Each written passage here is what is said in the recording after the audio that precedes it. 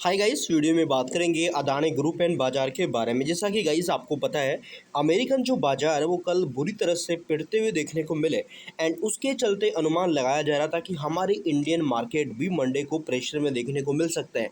सो आज इस वीडियो में मैं आपको 10 ऐसी बातें बताने वाला हूं जो कि कल बाजार के लिए इंपॉर्टेंट रह सकती है। साथ ही साथ हम गाइस अदानी ग्रुप को भी कवर करेंगे क्योंकि अदानी ग्रुप को लेकर भी कुछ अपडेट्स नज़र आ रही है जो कि आई थिंक मंडे को बाजार पे एंड अदानी ग्रुप पर इम्पैक्ट डाल सकती है।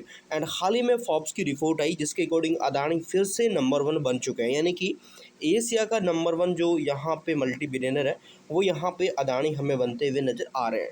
सो गाइस, आज के इस वीडियो में अपन जानेंगे अदानी ग्रुप एंड बाजार को लेकर क्या खबरें देखने को मिल रही है। आई थिंक वीडियो आपके लिए इंपॉर्टेंट रह सकती है। सो प्लीज़ आप अगर चैनल पर नए हैं सब्सक्राइब कर सकते हैं। साथ ही साथ आपको बता दूं मैं कि हमारा जो कंटेंट है, इन जो वीडियो है, टोटली एजुकेशन पर्पस के लिए है। सो प्लीज़ आप किसी भी डिसीजन से पहले एक बार अपनी रिसर्च जरूर करेगा। सो सबसे पहले अदानी की एक टू एक जो भी यानी कि 1 बाय 1 खबरें हैं वो हम देखेंगे। लास्ट में बाजार के बारे में मैं आपको बताने वाला हूं कि बाजार की स्थिति क्या चल रही है। सो सबसे पहले आपको पता है कि फोर्ब्स की रिपोर्ट आई एंड इसके चलते देखा जाए अदानी ग्रुप फिर से लगभग $89 बिलियन के आसपास पहुंच चुका है।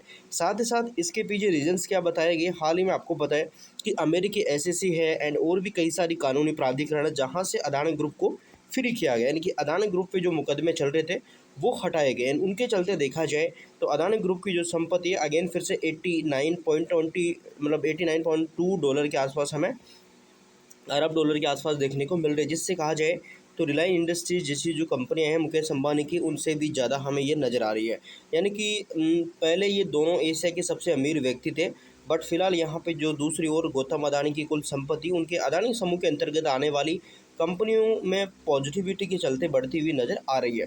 सो इसके बाद देखा जाए बिजनेस को लेकर खबरें, तो देखिए अदानी इंटरप्राइजेस और अदानी एनर्जी जो एसबीआई म्यूचुअल फंड है, हाल ही में गई जिनमें 5,747 करोड़ रुपए तक की पॉजिटिव बाइंग देखने को मिली, यानी कि कुछ ब्लॉक डील की डाटा नज़र आया।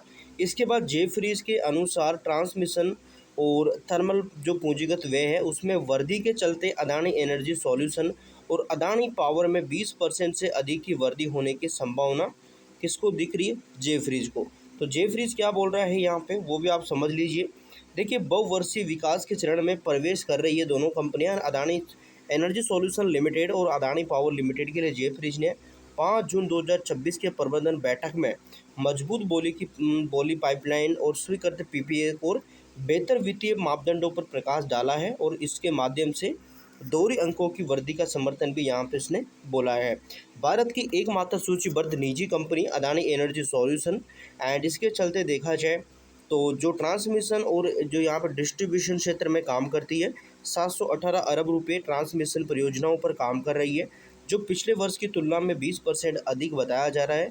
निकट भविष्य में परियोजनाओं के लिए लगभग पाइपलाइन में 1.5 ट्रिलियन रुपये की बताई जा रही है, जबकि वित्त वर्ष 2025 के अंत तक ये 540 अरब रुपये की बताई गई है। जबकि जेफरीज की बात करी जाए तो इसका अनुमान है गाइस लगभग 2026 से 30 के दौरान यहाँ पे एंड 27 वर्ष ईबिटा सीजीआर के अकॉर्डिंग 19% जो मार्जिन है उसके अकॉर्डिंग ये अनुमान यहाँ पे लगा रहा है।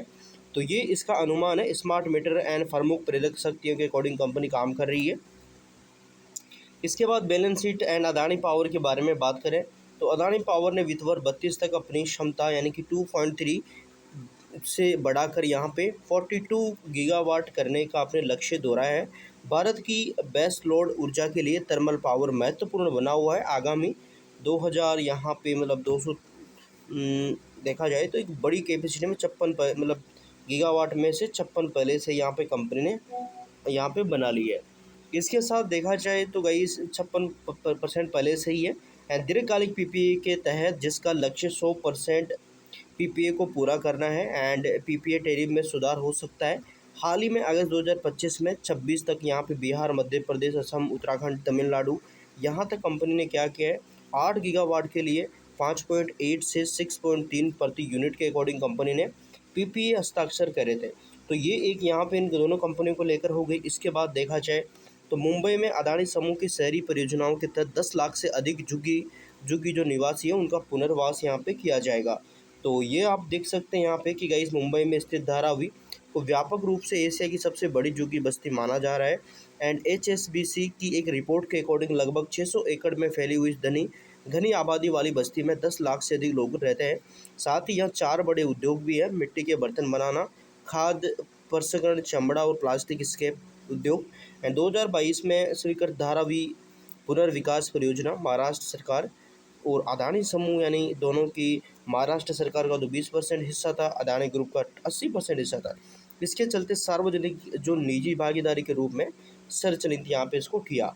अब इसके बाद देखा जाए मेन पॉइंट आता है गाइस बाजार, कि भैया बाजार को लेकर क्या खबर है, बाजार में क्या चल रहा है।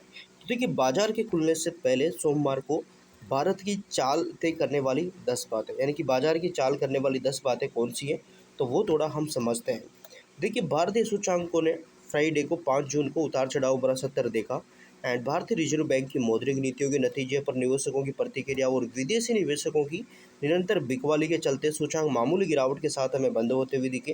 केंद्रीय बैंक रेपो रेट 5.25 पर अपरिवर्तित रखा गया, अपनी तटस्थ नीतिगत स्थिति को बरकरार रखा गया, जबकि मुद्रास्फीति के पूर्वानुमान को बढ़ाया और जीडीपी वृद्धि के अनुमानों को घटाया, जिससे पूरे सत्र के दौरान बाजार का माहौल हमें सतर्कता भरा हुआ देखने को मिला। अब यहाँ पे आप देखोगे तो व्यापक सूचकांक का रुझान देखा जाए कमज़ोर बना हुआ है, लेकिन हिट वेब शेयरों के मिले जुले प्रदर्शन के गिरावट की गति सीमित हो रही है। इस स्थिति में हम सतर्क रुख अपनाते हैं और निफ्टी में 37,700 तक का यहाँ पे निर्णायक जो डेटा है वो ये बताते हैं। अब यहाँ पे देखिए, अमेरिकी विशेष बाजार शुक्रवार अक्टूबर के बाद से सबसे खराब दिन रहा है, क्योंकि बड़ी प्रौद्योगिकी कंपनियों के शेयरों में भारी बिकवाली देखने को मिली है, दबाव देखने को मिला है। एक मजबूत रोजगार रिपोर्ट ने इस उम्मीद को बल दिया। फेडरल रिजर्व इस साल किसी भी समय ब्याज दरों में वृद्धि करने के लिए मजबूर हो सकता है। इसके चलते बाजार वोलेटिलिटी में देखने को मिले। एंड S&P 5 में 2.6% की गिरावट देखने को मिली। 10 अक्टूबर के बाद ये एकदम से सबसे बड़ी गिरावट बताई जा रही है। 10 अक्टूबर को ट्रंप प्रशासन ने नीचे से आयातित वस्तुओं पर 100% टैरिफ लगाने की धमकी दी थी। इसके चलते गिरावट बेंचमार्क इंडेक्स ने पिछले 10 हफ्तों में पहली बार इतनी बड़ी गिरावट यहाँ पे दिखाई है। इसके बाद देखा जाए यूरोपीय बाजारों में, देखिए मध्य पूर्व में शांति प्रयासों को लेकर अनिश्चितताएं बनी हुई है एंड निवेशकों में तनाव बना हुआ है, और 2 महीने की तेज रैली के बाद प्रौद्योगिकी शेयरों में ठहराव आया है, जिसके चलते सप्ताह के अंत में शेयर बाजार में वॉलेटिलिटी देखी गई है। तो ये सारी रीजन है। इसके बाद तकनीकी विश्लेषक का भी डेटा आप देख सकते हैं क्या बताए जा रहे हैं। एंड कारोबार के लिहाज से सबसे सक्रिय चीज़ें भी यहाँ पे बताई गई है, मात्रा के लिहाज से सबसे सक्रिय चीज़ें भी यहाँ पे बताई गई है। तो ये सारे जो रीजन से समझिएगा, इस फिलहाल जो ट्रंप है, ट्रंप का कार्यकाल चल रहा है, बट इसके चलते यहाँ पे जो फेड है वो कभी भी ब्याज दर में बढ़ोतरी कर सकता है। सो इसके डर से बाजार में जो ये परेशानी है कल हमें नजर आई। अब देखते हैं कल हमारा इंडियन मार्केट कैसे रिएक्ट करता है इन खबरों के ऊपर। सो आगे अगर कोई अपडेट आती है हम अपडेट करने की कोशिश करेंगे। सो अगर आप चैनल पे नए हैं सब्सक्राइब कर सकते हैं, बेल आइकन को प्रेस कर सकते हैं, ताकि आगे अपडेट आपको मिलते रहे। बाकी हमारी तरफ से किसी भी तरह का प्रॉफिट लॉस या सेल बाय की कोई भी रिकमेंडेशन नहीं है। सो प्लीज़ अपनी रिसर्च करना मिस मत करेगा। So thank you for watching.